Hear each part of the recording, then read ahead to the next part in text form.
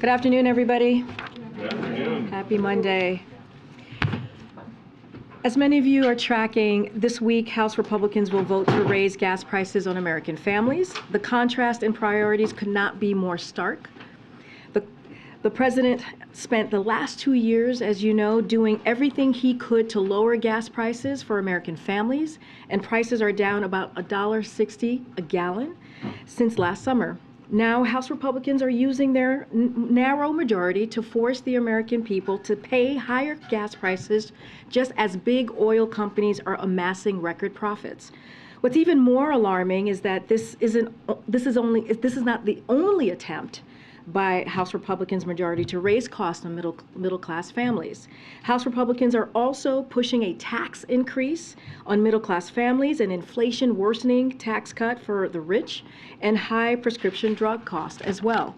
These extreme policies would subject working families to immense financial pain and balloon our deficit, all just to benefit the wealthiest taxpayers and big corporations. Joining me today, as you all see to my right, is Energy Secretary Jennifer Granholm to talk about how the House Republicans' latest attempt to raise prices for American families will result in oil supply shortages and help Putin's war aims by interfering with our ability to release oil. Secretary Granholm, the floor is yours. Thank you for joining us. Thank you so much, Karine. Appreciate it. Hello, everybody. Honored to be here again. As Karine said, you know, President Biden really has been singularly focused on reducing costs for American families, especially energy costs, especially both transportation as well as at home, whether it's increasing the biofuel blends of gasoline to offering additional funds through weatherization for lowering costs for low and moderate income households. But particularly, he has acted to shore up additional oil supply following the market disruptions that were the result of Vladimir Putin's invasion of Ukraine. Coordinating with allies and with partners through the International Energy Agency, he secured globally a collective release of 240 million barrels of oil from strategic petroleum reserves worldwide. As Karine said, the average price of a gallon of gas is now down about $1.60 from last summer's peak, but a 30% decline. And in fact, prices are lower today, gas prices are, than what they were at the start of Russia's invasion. Analysts who have looked at this have credited the releases from the Strategic Petroleum Reserve for filling the supply gaps that were resulting from the invasion and the lessening of Russian oil on a global market, and have credited the SPR with lowering prices. Earlier in January, for example, the global head of energy analysis for the Oil Price Information Service said, and I'm quoting him, his name is Tom Kloza, "There's no question that SPR sales mitigated the price impact of crude last year." Yet, as Karine said, House Republicans are now pursuing this extreme agenda that risks worsening supply shortages in times of crisis and risks raising prices, gas prices, for American families. When you consider H.R. 21, which is a bill that they've introduced, it needlessly aims to weaken the Strategic Petroleum Reserve's usefulness as a tool to ensure energy security in America.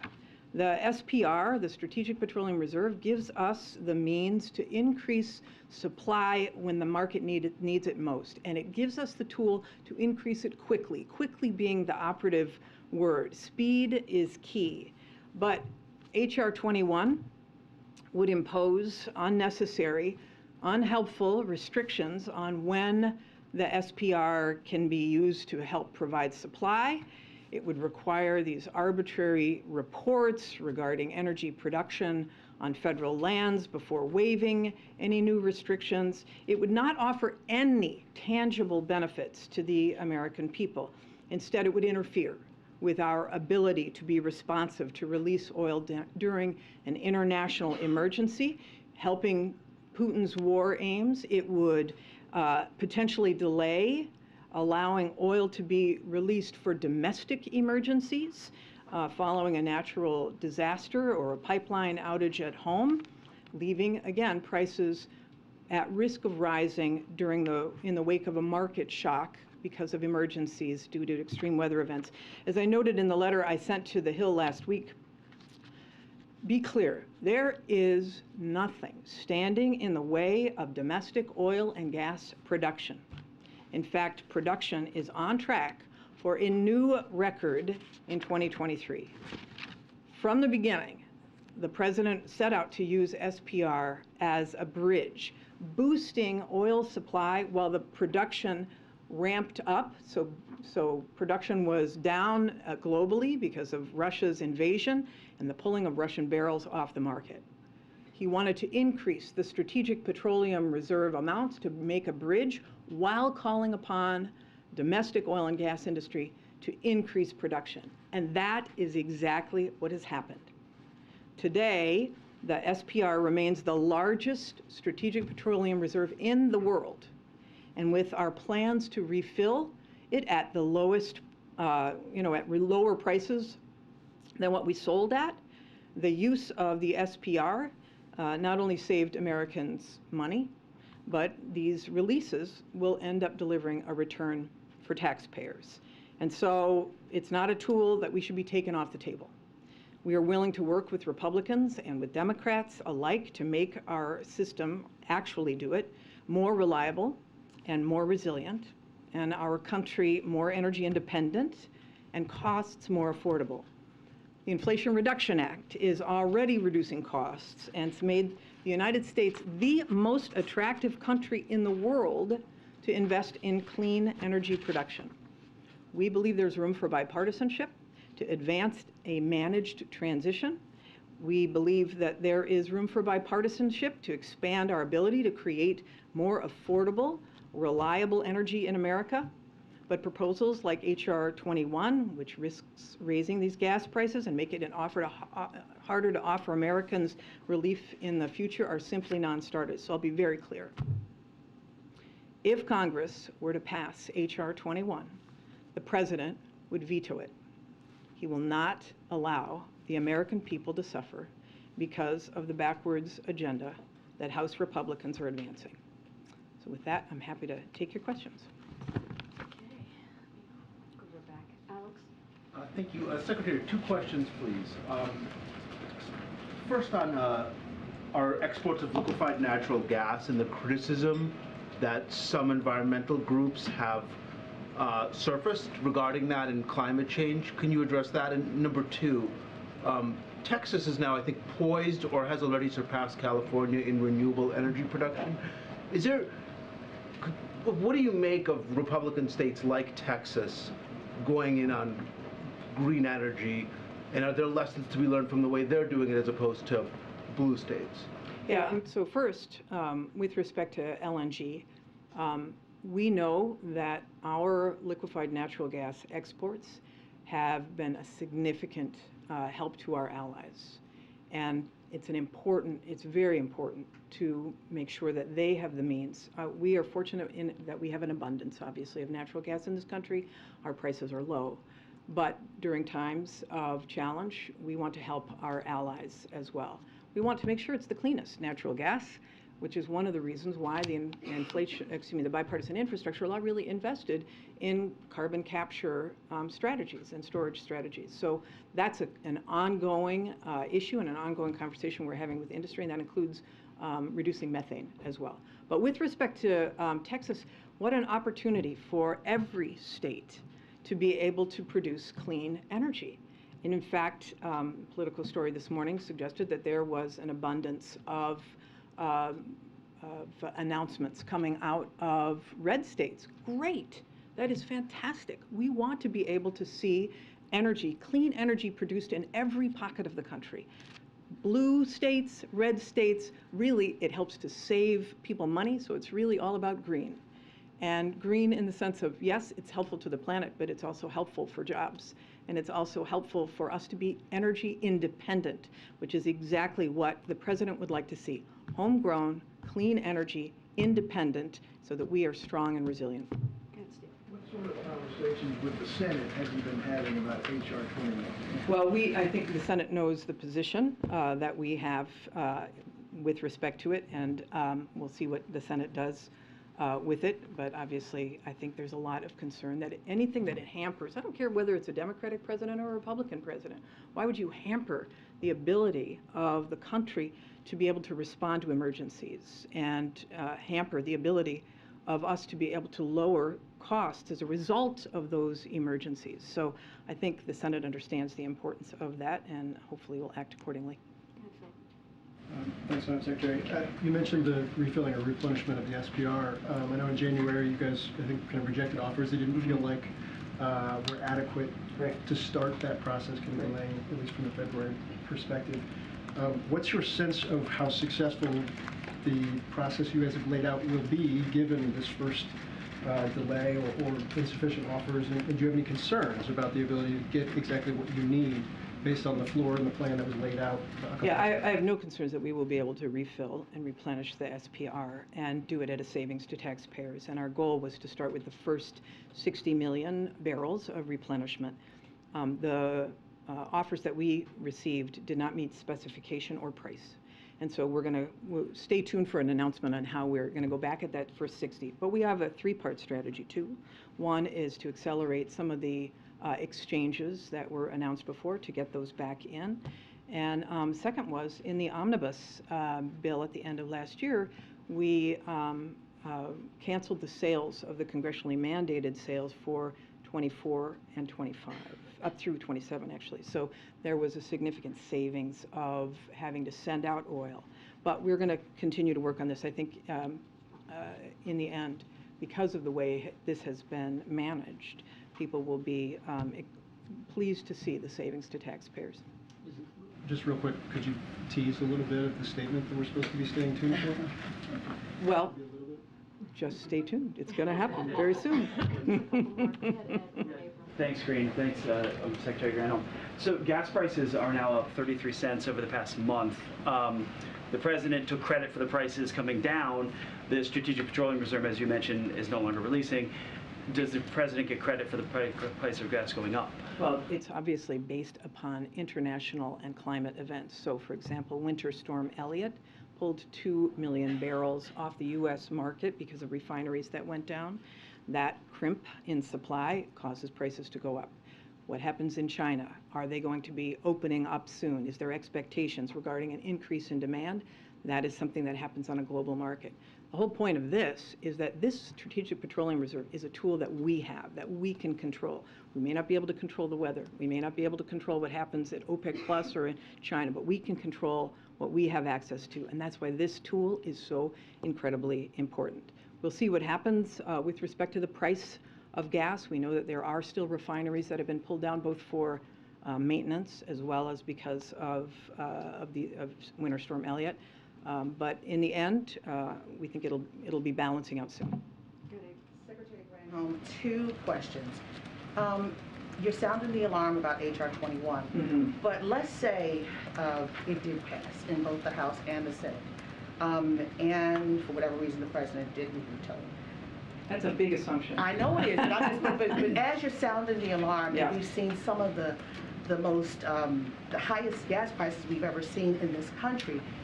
If H.R. 21 were to pass and be signed into law by the president, what would it look like at the pump for the average American? Prices would go up because we would have lost this tool. But how high? I mean, well, it's hard to know because we don't know the circumstances around it. We don't know what would be the reason for actually exercising an additional action at the Strategic Petroleum Reserve. But know this, prices would go up because we don't have this tool. And again, it's always in response to an emergency like war or like, an extreme weather event. We do know that taking that tool off the table would harm the American family. And lastly, the second question, when the president did release the strategic oil reserves and the million-day gallons came out, or barrels, whatever. Million barrels a day. Yeah, forget the numbers. But In the midst of that, there were some communities that felt the relief. Other communities did not, particularly those in urban areas. There was price gouging, et cetera. Could you talk about that? Because we're still this could actually happen again at some point. And could you explain why there was such a difference in communities with gas prices in one community versus the other? Yeah, I mean, there are definitely differences in terms of infrastructure across the country. And so some rural areas, for example, or some who might be at the very end of a line, or may not even have a line, that may get it trucked in, it takes longer and it's more expensive. If you're not near a refinery, that's another reason why the transportation costs are tacked on at the pump. So you're seeing, for example, when refineries go down in regions, then the prices go up in those regions much more than they would nationwide. So a lot of it depends on local infrastructure. Specifically the urban areas, because there was still a big pinch in urban areas with these gas prices when the outlying communities, particularly majority white communities, were seeing the drop to $3, and many of these urban areas were seeing $4 and $5 gas prices. Could you speak to that? Yeah, here's what I would say is that obviously gas station owners are often owned by individuals. Most of them are not part of the branded oil companies. Most of them are owned by individuals. And so if an individual is taking advantage in a region, that is something that, for sure, I know I did when I was an attorney general,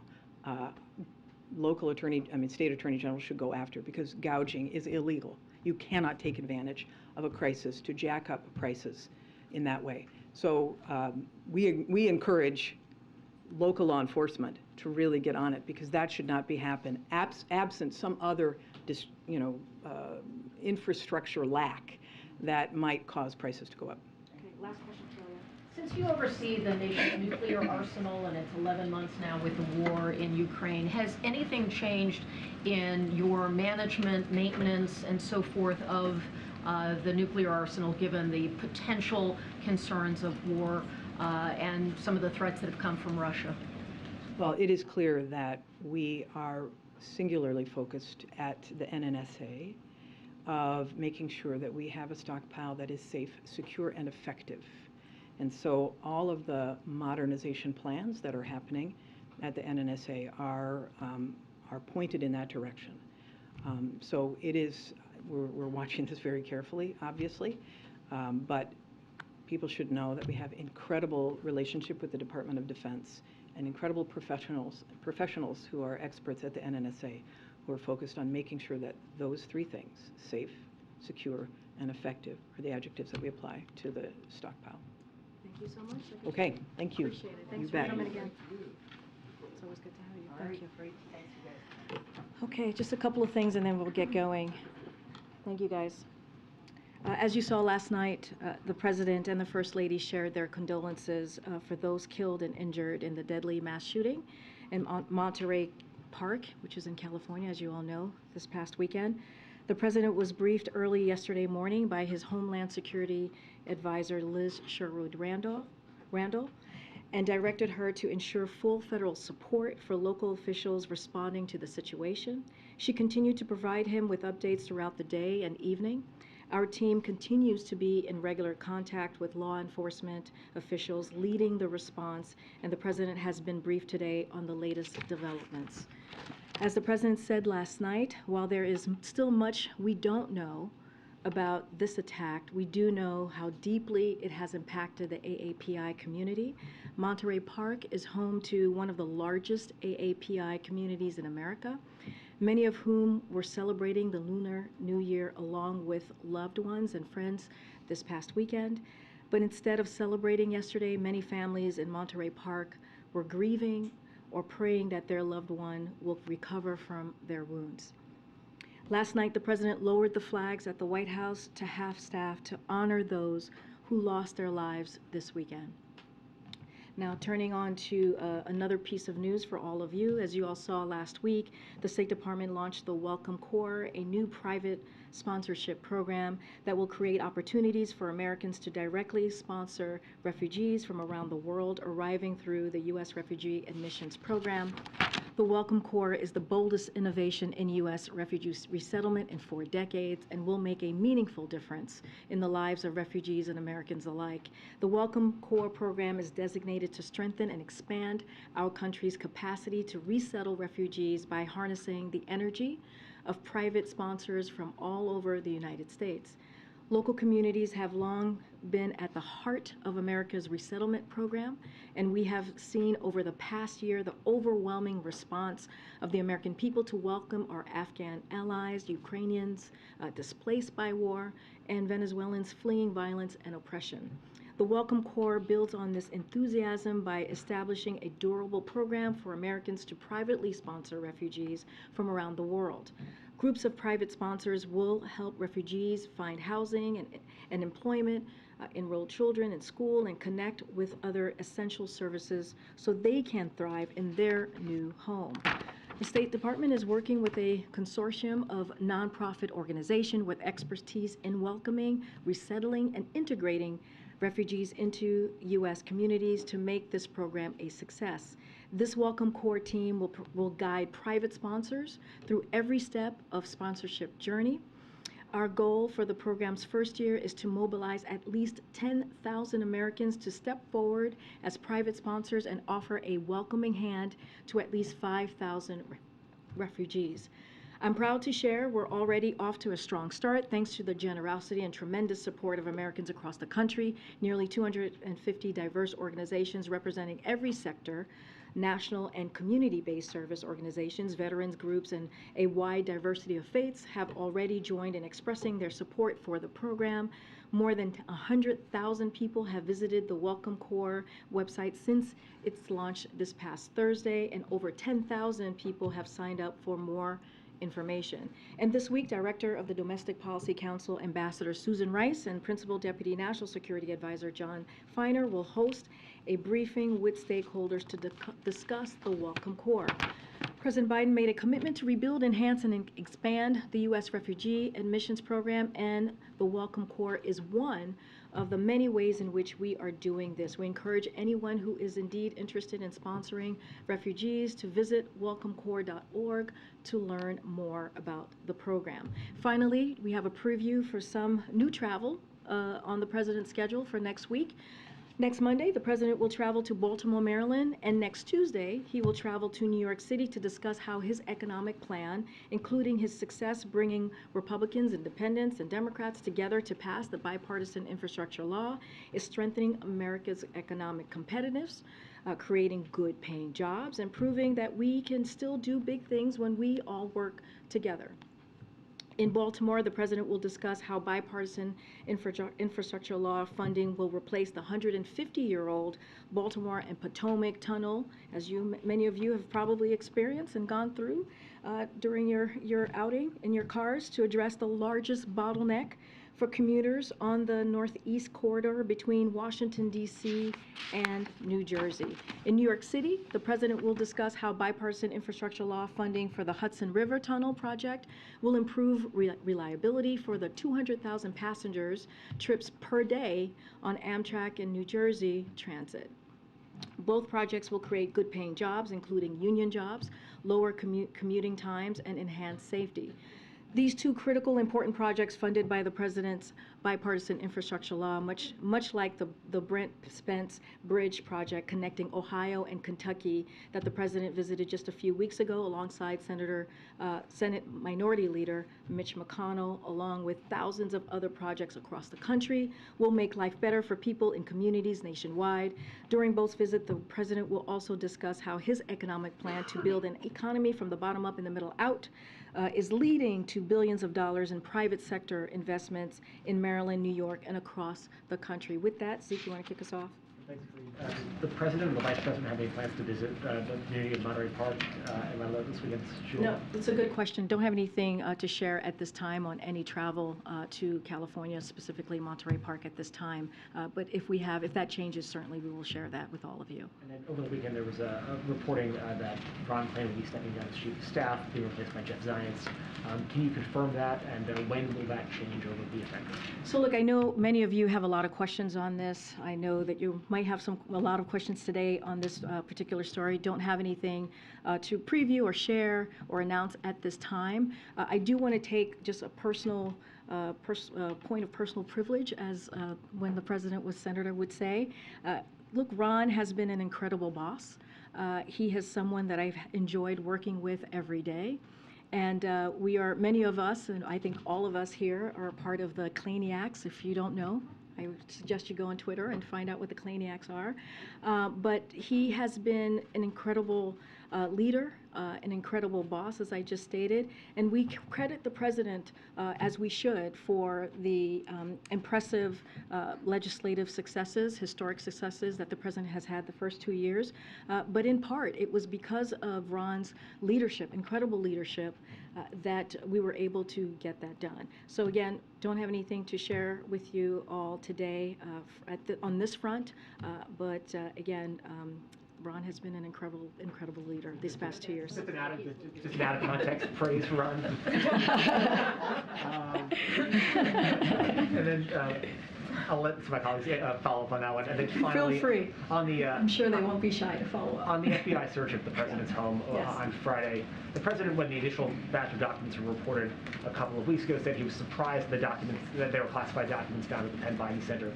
Was he surprised that there was classified material found at his home on Friday, as well as the prior discovery at his house a few weeks ago? So, look, again, there's going to be a lot of questions on this. I know my colleagues from the White House counsel's office has been pretty diligent on taking questions these last couple of days. There's going to be a call in less than an hour or so from my White House counsel office. And look, they're going to answer the questions from here. Any specifics to the Department of Justice, any specifics to this particular legal matter, I would refer you to the Department of Justice. I'm going to continue to be prudent from here. I'm going to continue to be consistent and make sure that those questions go to my colleagues in the White House counsel's office. Another question on the documents.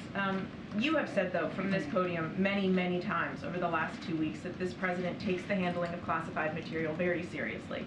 And yet we continue to learn about more documents being found and discovered at his home, including now some that go back decades to his time in the Senate. So why should the American people believe that this president takes classified material seriously in the handling of it? Look, the American people heard from the president directly on this when he was asked by your colleagues at least twice now about how he sees this process.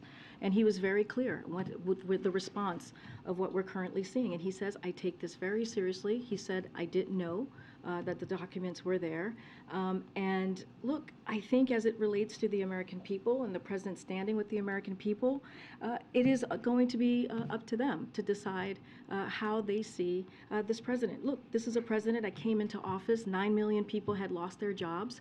The unemployment rate was 6.3%, and hundreds of thousands of small businesses had closed their doors. And in the past 2 years, we've created nearly 11 million jobs. The unemployment rate is at a record low at 50-year record low. In the last 2 years were the best years for small businesses applications on record. We talked about that last week, just from here. The president has built the most significant legislative record since LBJ. Let's not forget, there's a CHIPS and Science Act, the bipartisan infrastructure legislation. I just walked through what he's going to see next week when he's traveling to Baltimore and also New York City. The Inflation Reduction Act, which is going to deal with lowering costs. So the president has been in office for the last 2 years focusing on the American people. And, you know, we saw that. We saw what the American people had to say during the midterms. As it relates, again, as it relates to this, as it relates to this ongoing legal matter, I would refer you to my colleagues at the White House Counsel. Again, they're going to be speaking with all of you in just less than an hour or so. But I do want to ask one more time, because you have been the one messaging that he takes this seriously. You have also been saying over and over again that you are cooperating fully with this investigation. That hasn't changed, Mary.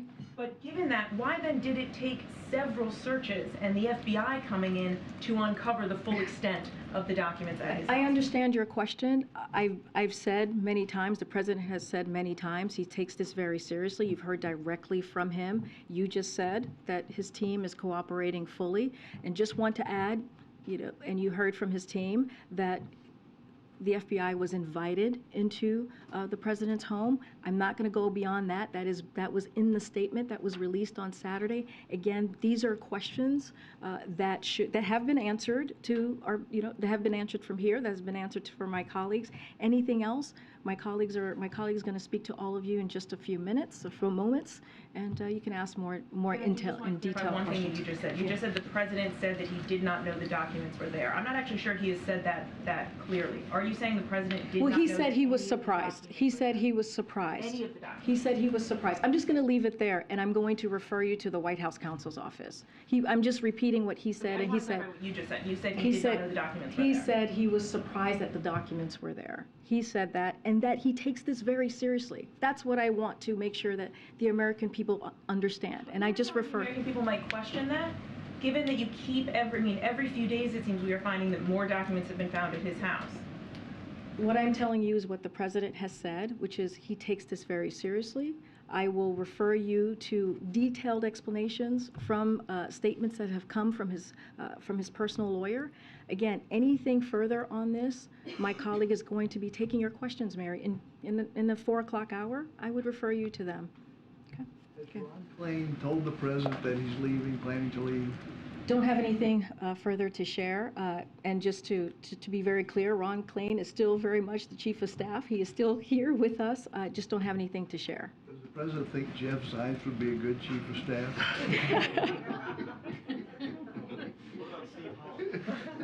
Steve Holland, do you want to be chief of staff? I think I hear a name. Someone just called you out as potential chief of staff material. This popped up on Friday. When will Speaker McCarthy visit President Biden? So don't have a meeting to share at this with all of you at this time. The president is looking forward to sitting down with Speaker McCarthy to talk about an array of issues.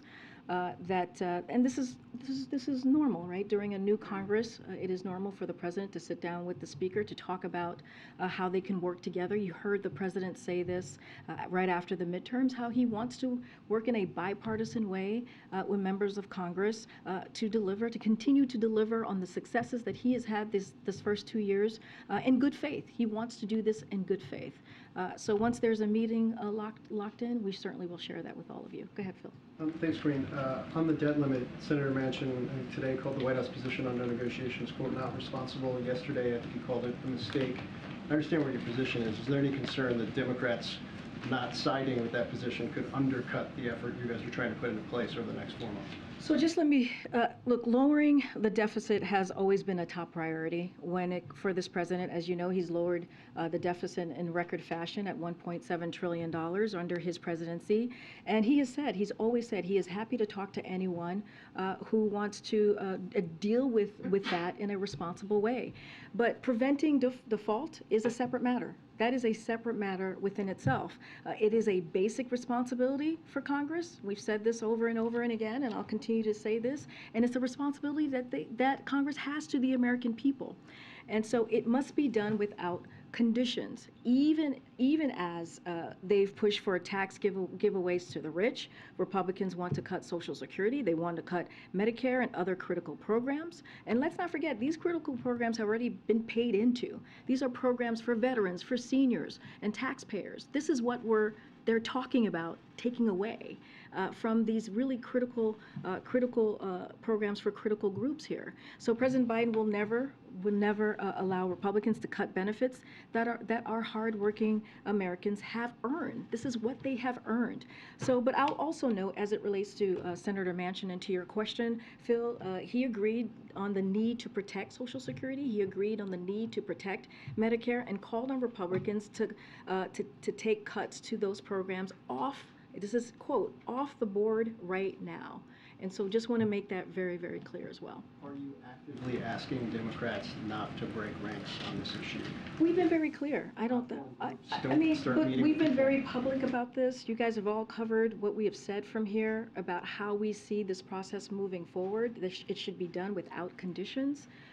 This is something that has been done 78 times, and we were talking about lifting the debt ceiling since 1960, I believe. This is not unusual. It was done 3 times in the past administration under Donald Trump. So this is nothing unusual. This is something that should be done without conditions, and we should not be taking hostage key programs that the American people really earned and care about. Social Security, Medicare, it should not be put into a hostage situation. And again, the president's going to continue to fight for those programs, and we're going to be very clear about how we see how Congress should move forward. Okay. Thanks, Karine. The president said last week that he has no regrets when it comes to the handling of classified documents. Why doesn't he have regrets, given that classified documents keep turning up? I talked about this last week. I'm not going to go beyond what the president said. Again, I would refer you to the White House counsel for anything further on this legal matter. Again, I spoke to this yesterday. Last Friday. I'm just not going to go beyond what the president. That's not a legal question. It's about his statement from last week. I understand, and I said I'm not going to go beyond what the president said, and I think it speaks for itself. I'm not going to go into what he meant or didn't meant. He laid it out. He said it to all of you when he was out I believe in California, when he answered one of your colleagues' question, or when he addressed this particular matter. I'm just not going to go into what he meant or didn't mean. But going back to what Mary was asking, when the president says that he takes classified material and the handling of it very seriously, this weekend, top Senate Democrats who have known him for decades described this situation as unacceptable and completely irresponsible. What's the disconnect here? They also said, if I may add, that the president is handling this in the appropriate fashion, that the president and his team has been completely complying completely with the investigation. They also said that. And so I will leave it up to their comments up to them. I'm not going to go beyond what they have said, but they also said that piece too, and I think it's important to note that they believe that the president has handled this properly as well. Who's paying the president's private attorney on this matter? I mean, it's his private attorney. So I would leave it. I would just say it's his private attorney. Any questions, anything in particular to this, I would ask the White House counsel office. We've asked his private attorney at least 4 times, and they haven't given us an answer. Don't we deserve to know whether he's paying for it or I hear you. PAC? No, I totally understand, Nancy. My colleague is going to be speaking to you momentarily. You can ask that question in that conversation, on the record conversation with all of you. Okay. On Friday, when we were here, you were asked about the president going to Rehoboth and if that had anything to do with searches, and you declined to answer that. Did you know Friday there was a search going on at the president's home? So I'll say this, and I think I said this on Friday as well.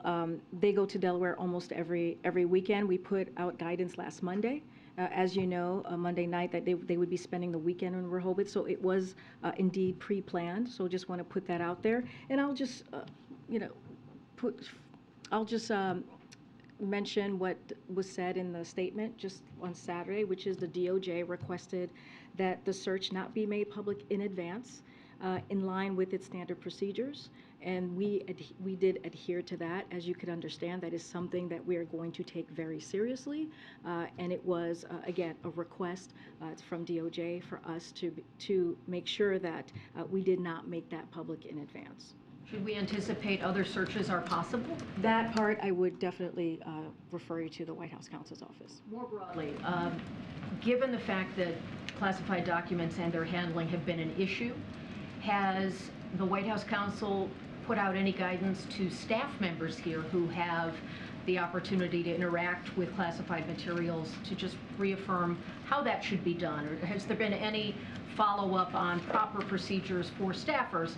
Not the president, not this circumstance. Yeah. No, I understand the question. Again, you're going to have an opportunity to ask that very question to the White House counsel's office about if they're going to, what's their next steps as it relates to staff. That's something that's better for them to answer, and they'll be speaking to all of you momentarily. Karine.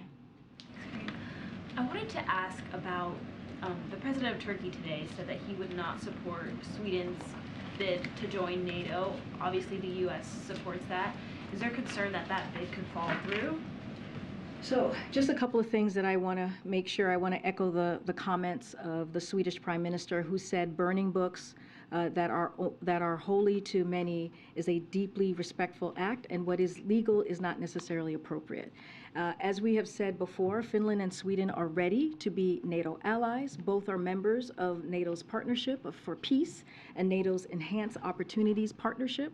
Their militaries work seamlessly with alliance forces. Finland and Sweden have already taken concrete steps, to fulfill the commitments they made under the trilateral memorandum of agreement with Turkey, signed on the margins of the NATO summit in Madrid, including substantially strengthening their bilateral cooperation with Turkey on key security concerns. We continue to expect that NATO will formally welcome Finland and Sweden as members. This will enhance their security as well as that of the Euro-Atlantic region. As their membership process continues, the United States is fully committed to Finland's and Sweden's accession. The strength of that support can be seen in our Senate's overwhelming bipartisan vote for their membership just weeks after their application was submitted. Did you mean disrespectful or respectful? Disrespectful act. Thank you for the clarity. Deeply disrespectful act. I just one more question. There's a proposal right now in Congress to tie the debt limit to GDP. Would the White House entertain anything along those lines? So it's basically what I just laid out. Like when it comes to dealing with the deficit, it's something that the president has made his top priority. As I mentioned earlier, 1.7 trillion was the record, the record that the president was able to lower the deficit under his administration. Any ideas, he takes any ideas that come to him in a responsible way. He's happy to listen. But again, this is a separate matter. When you're thinking about preventing default, is a separate matter. And so he believes it should not be done. It should be done, without conditions. And it should be done in a bipartisan way, as it's been done many times before. I mentioned the number 78. That's been done 78 times since 1960, 3 times under the last president. Again, it should be done without conditions, and that's where we stand on that. Okay. As a follow-up to the question about Turkey, have you all spoken with Turkey since they expressed this public outrage? I don't have a conversation to read out to you at this time. I know that we've been asked if we see them as reliable partners. I was asked this last week, and my answer to that was yes. I want to ask you a follow-up actually about this new members reception that is coming up. Do you have any guidance on how many new members the president intends to have? And a follow-up to that, actually. Yes, no, it's a good question. Don't have any numbers to confirm to you at this time. Again, I would have to go back to the Office of Ledger Affairs. As you know, that process is run through them. Don't have a number to share at this time on who has confirmed to attend. And is George Santos invited? Again, I love how everybody laughed at that. Well, look, as you know, it's a event for the new member, the new Congress. So everyone is invited who is part of the new Congress. I just don't have a confirmation on who is attending at this time. But I understand the question. Just don't have that. Go ahead. All right. I hope you have an answer for this one. On the debt ceiling crisis, there's so many different agencies and different social programs that are impacted. But I want to ask you this, as we're watching this, once again, mass shooting, are there programs right now that are in jeopardy because of the debt ceiling that are targeted on gun violence, mass shootings, targeted on, trying to fix this gun crisis in the nation? Look, to your first question, one of the things that we have called out is Republicans threatening to default, to force cuts on Social Security, to force cuts on Medicare, and that is indeed programs that could be at risk, which is why we continue to call this out, which is why we have said we should not be using this as a political football, which is why we have said that since 1960, 78 times, this has been done in a bipartisan way. And it is the basic responsibility of Congress to deal with this issue, because there are programs that are incredibly important to the American people that would be in jeopardy if this is allowed. There's a couple of validators that I just want to read out to you. Mark Zandi, Moody's Analytics, said financial markets and the economy will crater. Larry Summers, former Treasury Secretary that many of you speak with, a default would be catastrophic. It would mean higher borrowing costs forever. And lastly, Wendy Elderberg from Brookings, it's playing a game with the U.S. economy and people's lives that I think is irresponsible. So yes, there are programs that will definitely be at risk if this is the direction that Republicans in the House decide to take. Another follow-up to this, are there efforts afoot in this White House, up and down Pennsylvania Avenue, to safeguard if there is this crisis that continues to loom? For instance, you talked about Social Security checks, not just Social Security, Medicaid, Medicare, and military checks and other items. Are you guys working on any kind of process to be a safety net so that the military can get paid, so that these checks can come out in the midst of this crisis as you're fighting about raising the debt limit that is constitutional? So look, it's a very good question, and you're right. Veterans, seniors, our taxpayers. This is if Republicans go down this road, they will be the ones who are hurting here. We're going to continue to do what you've been seeing us do and hearing us from myself, from this president, which is call this out and say very clearly that Congress should get this done without conditions. And that's what you're going to continue to hear from us. Are there any meetings, any conversations about Plan B, Plan C, Plan D, if this does go into that moment where checks are I hear your question. I'm saying there shouldn't be a Plan A, Plan B, Plan C. There should not be. This should be done without conditions. We should not be negotiating around this. This is, again, the last president under the Trump administration was done 3 times in a bipartisan way. So again, we're going to continue to talk about this. We're going to be very clear and continue to have conversation with Congress. We are talking to Congress. I talked about this last week, how the Office of Legislative Affairs has been doing outreach to new members of Congress in particular to let them know who is their point of contact, what conversations, opening up for conversations on things that are important to them. And so we are having those conversations, and we'll continue to engage with Congress. But again, this should be done without conditions. 78 times that Congress has been able to do this, and it is their basic responsibility. Their basic responsibility. Great. Let's see. Go ahead. Thank you, Karine. Tomorrow, Democratic congressional leaders will be coming to the White House. What does the president hope to achieve, and will the debt ceiling be one of the agenda items discussed? Look, a range of issues. As you know, this is how these conversations happen. There's always a long agenda of items that both sides want to talk about. Not going to get ahead of what the conversation is going to be or what's going to be actually discussed. But the president has said very clearly. He said very clearly when it comes to this new Congress, when it comes to moving forward to deliver for the American people, he wants to do this in a bipartisan way. He wants to build on the successes that we have seen the last 2 years. That has not changed, and that's working with Democrats. As well. Well, we've already mentioned that this is going to be part of a series of meetings that will be happening. We've talked about the president looking forward to meeting with Speaker McCarthy. So we've already said that. This is just one of the first of series of meetings. But look, again, the president, right after a historic midterm elections for a Democratic president in 60 years, when you look at how the Senate turned out, when you look at that there wasn't an actual red wave that was being reported on, that he wants to do this and continue moving forward in a bipartisan way. That's what the American people wants us to do. And so that's always going to be how the president's going to lead into these conversations. And on the energy bill, Secretary Granholm outlined that she doesn't want the U.S.'s ability to draw down these strategic oil reserves to be hampered in a time of future crisis. But would the administration support a minimum threshold of oil to keep in those reserves for national security purposes? Look, I'm not going to get into any policy decisions that the Department of Energy is going to be making. You heard directly from the Energy Secretary from right here at the podium moments ago. I'm just not going to get ahead of any potential policy making. Go ahead, Andrew. Thanks.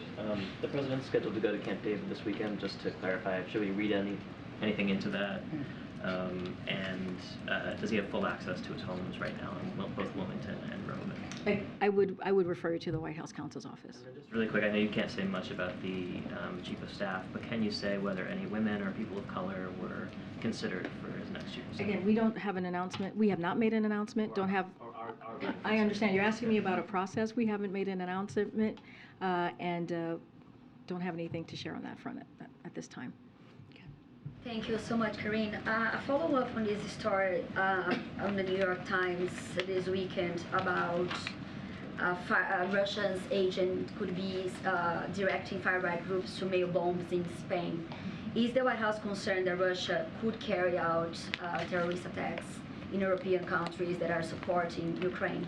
As you're asking about the letter bombs that was been reported on, look, I'm not going to get into intelligence matters or any ongoing investigation, but there are a couple of general points that I would like to make. First, we take extraordinarily seriously the safety and security of our personnel abroad, including at Embassy Madrid.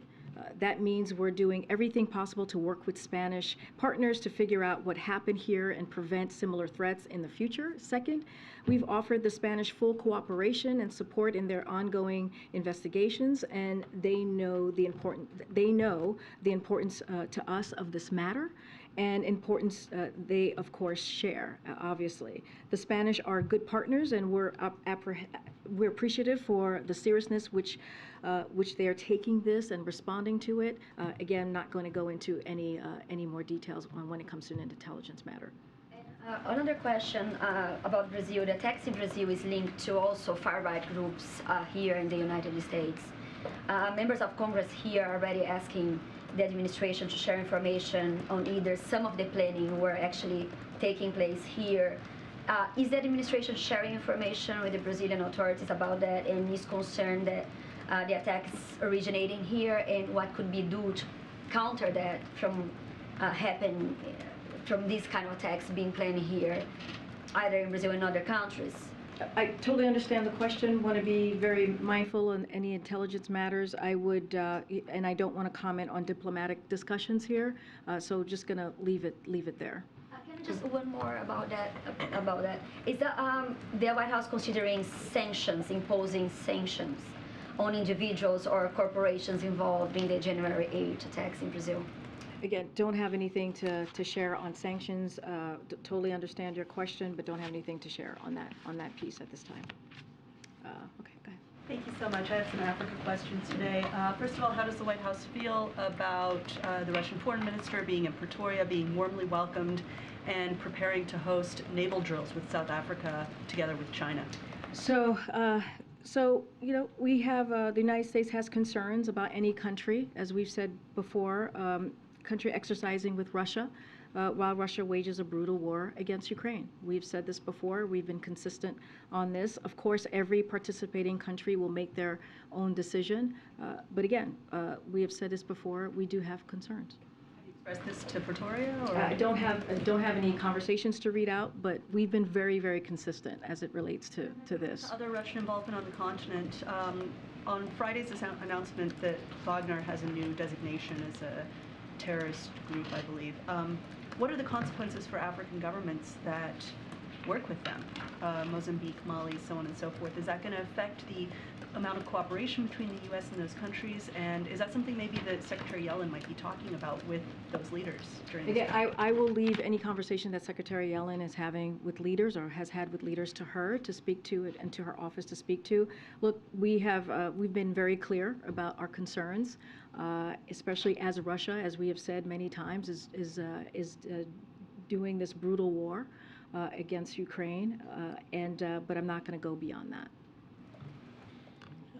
Okay, I'll come down. Yeah, thanks, Karine. On the economy, so more companies are announcing layoffs. We're seeing retail sales drop off for 2 months in a row now, and inflation is back to 40-year highs. Is this the stable growth that you've been talking about? And if not, when does that stable growth get here? Look, we've been very, very clear. And when you think about the inflation, it has been, you look at the CPI data that came out recently, PPI data that came out recently, we have seen that inflation has been going down for the past 6 months. And that is because of the work that this president has been doing since he walked into the administration, focusing on crises, right? Focusing on COVID and making sure that there was a comprehensive way to deal with COVID and making sure people got shots in arms, making sure that the American Rescue Plan was passed. That was only voted by Democrats in Congress. And those actions that he has taken has helped deal with the economy, has helped actually create 11 million jobs, has made sure that manufacturing jobs, 750,000 manufacturing jobs have been created here. Look, we are still seeing transition to a stable and steady growth. That is what we are seeing when we look at the data. Look, yes, there are layoffs that you're asking me about, and we've previously said on the broader economy, layoffs remain near record lows according to job opening data. So we're looking at the data, and this is what the data has been telling us. And also, let's not forget, unemployment is down by is the lowest that we have seen it in 50 years. And so again, this is an economic policy, an economic plan that is working, and a lot of it is because the president has taken bold steps. When can Americans see that stable growth you're talking about? Well, I think you look at this, again, I pointed to the CPI data, I pointed to the PPI data, where we have seen inflation coming down. Let's not forget the Inflation Reduction Act, where it's going to be implemented in the next couple of months, where we're going to see Americans actually feel some relief when it comes to prescription drugs, with Medicare being able to negotiate, something that they have not been able to do. And so, look, the president has taken this very seriously, has an economic plan that's going to help Americans build the economy from the bottom up, middle out, and that's going to continue to be his focus. Look, what we have been saying is we want to work with Republicans, Democrats, and independents to continue on the successes that we have seen in the last 2 years, continue on the historic legislation, implementing those legislation, and that's what you're going to see from this president. Go ahead, Peter. Thank you, Karine. When you found out that the FBI had located even more classified materials in Wilmington, which four-letter word did you use? Oh my goodness, Peter. Can't say. Okay. President Biden is still intending to run for re-election in 2024, right? I'll just repeat what the president said after the midterm election, which is he intends to run. I'm going to be very careful from here, as you know, because we are covered by the Hatch Act, and I'm not going to speak further to his process. Is there a precedent for people running for president after FBI agents search their sock drawer? Say that one more time. Say that beginning part. Is there a precedent for people running for president after FBI It sounds like agents? It sounds like you already know that the answer to that question. Look, here's what I don't know the answer to that question. An FBI search of a president's residence is a big deal. Here's what the president's going to focus on. He's going to focus on continuing to deliver for the American people. That's his focus. That's what he focuses on every day. That's what he's been focusing on the last 2 years. And nothing is going to change that.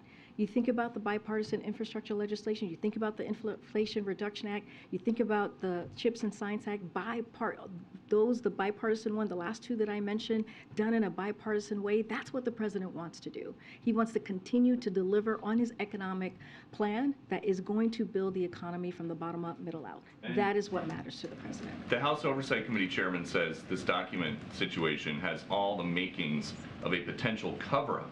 Is President Biden involved in a cover-up?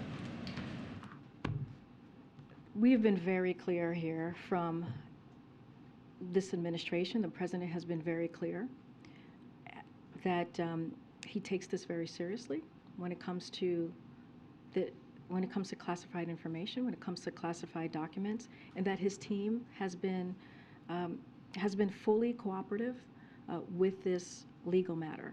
Anything else, Peter? And I'm going to be very serious. You asked me kind of a question that everybody laughed at, which was interesting question to ask.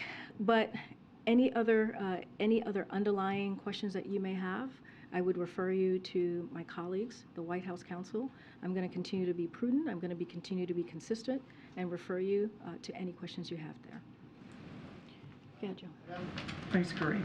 We are approaching the statutory deadline for the president to submit his budget to Congress. The deadline is the first Monday in February, which is 2 weeks from today. So when does he plan to submit that budget, and will we do it before that deadline? Joey, it's a good question. When we have more to share about that budget process, certainly we will have that to share with you. The OMB that is something that the OMB is working, an issue that the OMB director is working very hard on and very closely on. Once we have more to share, we certainly will lay that out for you. Go ahead, Karen.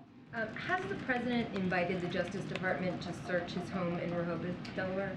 I would refer you to the White House counsel's office, who will be speaking with all of you pretty soon.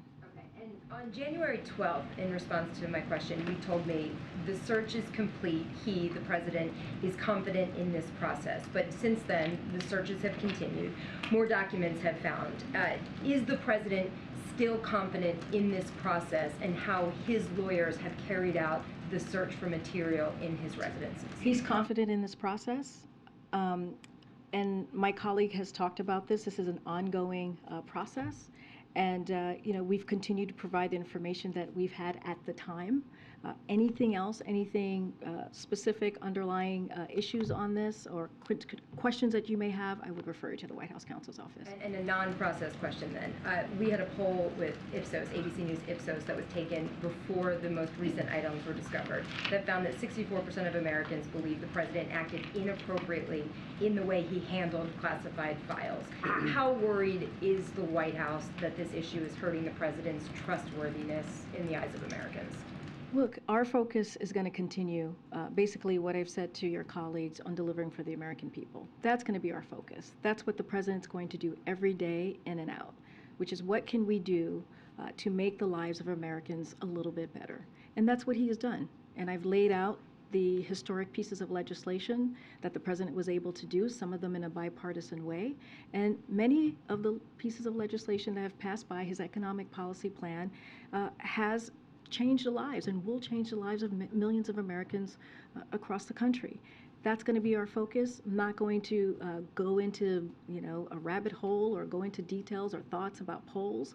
That's not what I'm going to do from here. What we're going to do is talk to all of you every day about what our message is to the American people and continue to have that healthy back and forth and talk about our policies, talk about what the president is doing again, every day with the vice president, with his team, to make sure that we deal with issues that truly, truly matter to the American people. Just yesterday, you heard from the vice president in Tallahassee, who talked about an issue that mattered to the American people. We saw that, right, coming out of the midterms, which is making sure that women's rights were being protected. When you think about Roe, yesterday it would have been 50 years of Roe, which was a constitutional right for Americans. And so that's what Americans want to continue to see us do, fight for their rights, continue to deliver in a way that they can feel it, right? When it comes to gas prices, bringing those prices down. When it comes to healthcare costs, bringing those costs down. And that's really going to be our focus. Go ahead, Phil. Thank you. When you and the White House and the President all say that the President takes these classified documents very seriously, without commenting on the ongoing legal issue, what would you point us to that would demonstrate that seriousness? I'm going to really refer you to the White House counsel's office. I am. I'm going. I am. So the President continues to say that he takes it seriously, and you can't demonstrate how he takes it seriously? Let me finish my answer. I'm gonna refer you to the White House counsel's office, and I'm gonna refer you to the statements that you've received from his personal lawyer. I'm going to refer you to the 45 minutes of conversation, of back and forth that my colleague has had with all of you last week. He's about to do another one where you can ask questions about this particular legal matter. Again, that's where this belongs. That's where I'm going to refer you to. But again, you've seen the statements. You've heard from the president a couple of times. You've heard from his personal lawyer. You've heard from the White House counsel's office. And that's where I'm going to leave it. Sure. The House has passed bipartisan legislation that would ban the export of oil from the Strategic Petroleum Reserve to Chinese companies.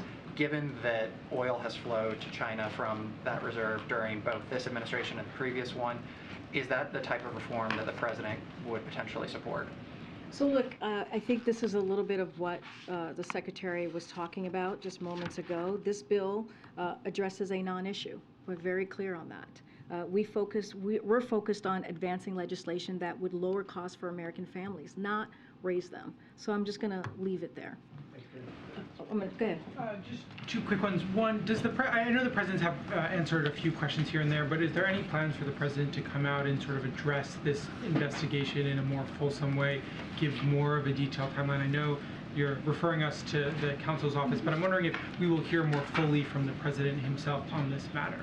Look, as you just stated in your question to me, the president has addressed this, spoken about this a couple of times, and I don't have anything to announce right now, but he's going to continue, again, to take questions from all of you, as he has done these past several months, these 2 years, and he's going to take these questions as he understands on behalf of the American people, as you guys ask questions and do your reporting. Just don't have anything to announce specifically on that question.